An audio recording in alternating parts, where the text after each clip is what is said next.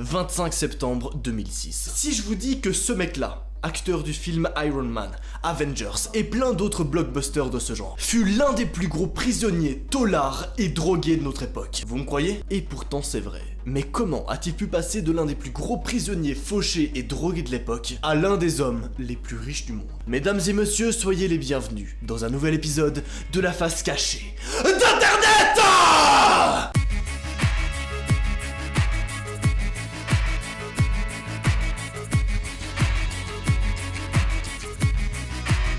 15 ans avant les événements dramatiques, ce mec-là, Robert Downey Jr., jouait dans l'un des films les plus connus de l'époque, Charlie Chaplin, paru en 1991. Il incarnait d'ailleurs tranquillement le rôle principal et a reçu pour ça un Oscar. La vie était rose, tout allait bien. Mais ça, c'était juste avant que tout bascule. Ouais, on peut dire que mes tournures de phrases sont trop stylées, ouais. Qu'est-ce que tu vas faire? Réponds-moi, viens par là, viens par là.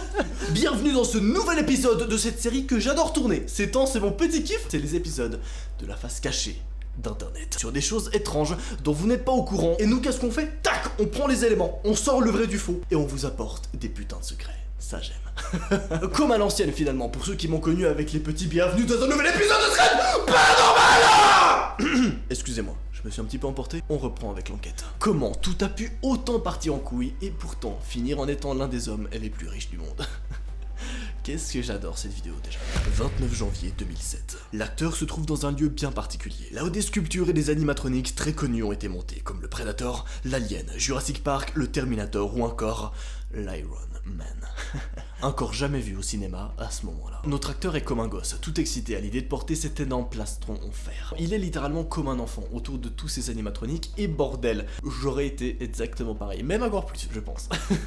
Après j'ai 20 ans, ça s'explique. Mais très vite, lors du tournage des premières scènes, quelques souvenirs reviennent à lui. Il se souvient du moment où tout a sombré, le moment où il a littéralement fait des années de prison. Mais pourquoi, hein? On y arrive. À cette époque-là, on l'enfermait pas pour construire un missile, mais pour le punir de tout ce qu'il a fait. Et pour comprendre tout ça, et surtout là où tout a commencé, il faut revenir en 1996. Pour la petite info très importante et pour ceux qui ne sont pas au courant, cette vidéo-là, si jamais, est basée sur une vidéo de la chaîne de Paul. Je vous mets le lien de sa chaîne en description si jamais. Mais il faut savoir que je me suis vraiment basé sur son enquête pour préparer cette vidéo-là. Bref, revenons là où tout a commencé. 1996. À Malibu, la cité des célébrités. 4 ans après avoir percé dans le cinéma, il sombre dans l'alcool, la drogue et les soirées de luxe. Il est donc placé une toute première fois en 1996 en garde à vue. Qu'est-ce qu'il a fait, tu vas me dire? C'est relativement simple. Ou pas vraiment en fait. En gros, il a tout fait. Conduite sous influence, avec de la drogue, des stupéfiants et surtout une arme à feu. Qu'est-ce qui lui arrive à ce moment-là? Est-ce qu'il y a un secret là derrière? Le mois suivant, notre acteur Robert Downey Jr. est retrouvé dans le lit d'un enfant, dans une maison qui n'est pas la sienne. Et pour vous expliquer la petite anecdote, il était en fait complètement bourré et s'est trompé de maison. Il a littéralement été dormir dans la maison d'à côté. Comment c'est possible? Expliquez-moi. Mais c'est après ces incidents que tous les événements vont encore plus sombrer. Quelques jours plus tard, après ces incidents, il est condamné à 3 ans de probation. En gros, régulièrement, pour sortir de la drogue et de ces choses étranges, il doit faire des tests chaque mois. Et au bout de quelques mois, il va tout de suite en rater un. Désolé, mais là... c'est que le commencement, c'est absolument rien comparé à la suite. Après avoir donc raté volontairement ce test, il va être placé en prison. Mais attention, actuellement, on ne connaît pas encore vraiment la durée. Il ne s'en doutait pas à ce moment-là qu'il allait passer plus de 3 années en prison, alors qu'il était en plein dans sa carrière d'acteur. Bordel, imaginez, c'est comme si moi là, du jour au lendemain, je vais en prison. Vous serez bien content, mais c'est pas le cas malheureusement. Il est donc enfermé dans une pièce avec 4 autres retenus. Et croyez-moi, c'est vraiment pas drôle, car bien sûr, toutes les personnes dans la prison savent qu'il est acteur et savent qu'il est hyper célèbre. Est-ce qu'il a un traitement de faveur? Est-ce qu'il a plus de nourriture aujourd'hui? Qu'est-ce qui se passe? Ils sont là à l'observer constamment et c'est très violent. Mais le pire, comme l'a dit Paul, c'est le regard de son fils. Bordel, imaginez, tu as un fils et tu te retrouves en prison. Et d'ailleurs, il a précisé une chose, c'est que son fils un jour a dit quelque chose qui l'a vraiment choqué. Maman, est-ce que papa est un méchant? Bref, le temps va s'écouler et les années vont passer. Il arrive à atteindre la quarantaine. Pas la quarantaine du Covid, mais bref, il commence à avoir 40 ans, tu vois, t'as capté quoi. Et là, je vous avoue qu'à 40 ans, il a envie d'essayer des nouvelles choses, d'essayer de nouvelles expériences et surtout de se lancer dans l'un des plus gros succès de ces dernières années, le casting d'Iron Man. À l'époque, il faut savoir que le géant Marvel avait fait faillite en 1996, la même année que Robert Downey d'ailleurs avait été emprisonné. Comme l'a donc dit Paul, ils sont tombés ensemble, mais ils vont renaître ensemble. C'est bon, putain, c'est bon. C'est là que Marvel commence gentiment à avoir une idée. Pourquoi pas utiliser leurs personnages des comics pour les intégrer dans des films. Ils ont le budget, alors ils s'y tentent. Et quelques gros succès arrivent, mais ce n'est rien comparé au succès d'Iron Man. D'abord ils tentent les X-Men, Spider-Man, etc. Et c'est là que Marvel a une idée de gros malade. Mais quand je te dis une idée de gros malade, c'est qu'ils se sont posés à une table là. Il y a Henry, le stagiaire, il a fait « Messieurs, dames, vous êtes pas prêts ?» Et si, mesdames et messieurs, on inventait des personnages et qu'on en fait un film pour chaque personnage qu'on invente, puis d'ici quelques années, on fait une série, une saga où on réunit tous les personnages qu'on a créés. Et c'est là en gros que les Avengers sont nés. Dinguerie, n'est-ce pas? Et devinez qui sera le tout premier Avengers à apparaître au cinéma, Iron Man. Autant vous dire que si ce premier personnage ne marche pas au cinéma, c'est la fin pour Marvel. Un gros poids pèse sur ses épaules. Si ça marche, l'acteur Robert Downey Jr. pourrait enfin remettre sa carrière sur pattes. Mais si ça échoue, c'est la fin. Car oui, sa carrière, malgré les péripéties qu'il a eues, il la travaille depuis plus d'une trentaine d'années.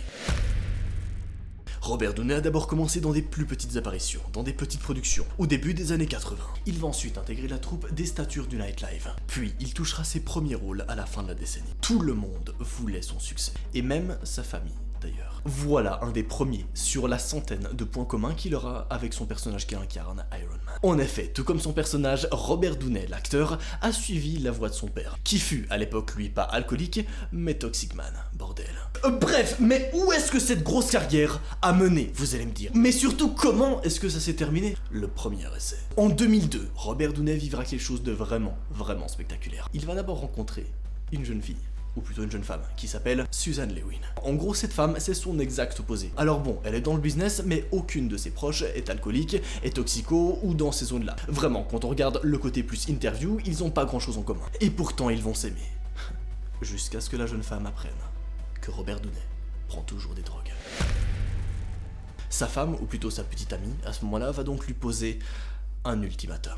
Soit il arrête la drogue, soit il le quitte. Juillet 2003. Robert roule sur la route à toute vitesse. Il réfléchit et pense à plein de choses, bordel. Son cerveau cogite très vite et plein de choses se passent dans ses neurones. Il a peur de perdre sa femme, mais en même temps, il ne veut pas arrêter de prendre des drogues, alors il n'arrive plus à se décider, il comprend plus rien. À son bord, dans la voiture, il a tout l'attirail d'un drogué, tous les matériaux qu'il faut et surtout tout son stock de drogue.